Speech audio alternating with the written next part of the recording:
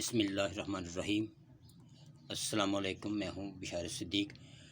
سب سے پہلے تو معذرت چاہتا ہوں کہ آج کل ویڈیوز میں پراپر ٹائم نہیں دے پا رہا ہوں۔ کچھ مسائل ہی ایسے ہیں کہ بس آپ سمجھ رہے ہوں گے۔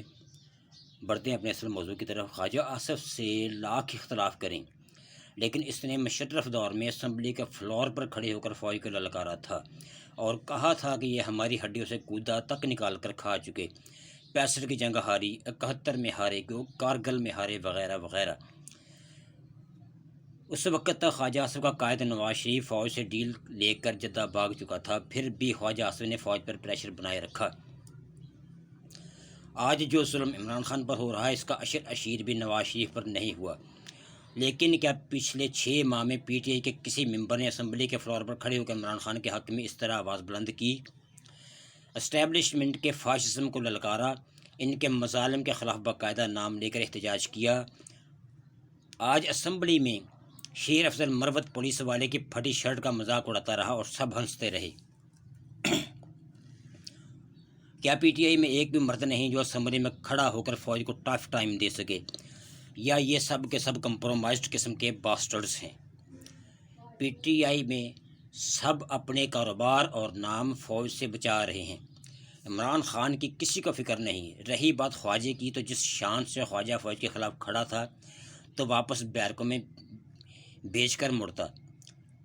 کچھ لوگ کہتے ہیں کہ ایسا نہیں ہوا،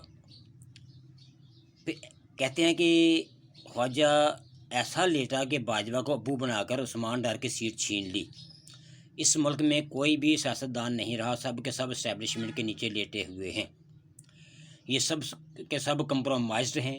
فارم 47 والے ارکان تو ٹھٹھے اور کہہ کے ہی تو سمجھ میں آتے ہیں، مگر پی ٹی آئی کے ایم ایز کا اس طرح انجوائے کرنا اور حکومتی ارکان کے ساتھ دینا بے غیرتی، بے حسی اور کمینے پن کی انتہا ہے، جبکہ ان کا لیڈر جیل میں ہے۔ بے شرم لوگ، انہیں لگتا ہے کہ یہ اسمبلی کی کارروائی معمول کی کارروائی ہے۔ خواجہ آصف نے فوج کو پریشرائز کر کے قومی چور نواز شریف کے لیے ڈیل لی اور وہ جدہ بھاگ گیا، اور آج وہی خواجہ آصف وزیر دفاع ہو کر کہہ رہے ہیں کہ میں کون ہوتا ہوں فوج کا احتساب کرنے والا۔ سوال یہ ہے کہ کون سی گدڑ سنگی تھی اس خواجہ آصف کے پاس کہ اس کو 2002 میں بھی جتوایا گیا، اور جب جاوید ہاشمی پر بغاوت کی ایف آئی آر ہوئی، یہ اس وقت بھی جی او سی سیالکوٹ کا ہمسایہ تھا اور آج بھی ہے۔ جس پر بھی فوج پر تنقید کے بعد مشکلات نہ آئیں، سمجھ جائیں وہ فوج کی مرضی سے کر رہا ہے۔ آپ سمجھ رہے ہیں کہ میں کیا کہہ رہا ہوں؟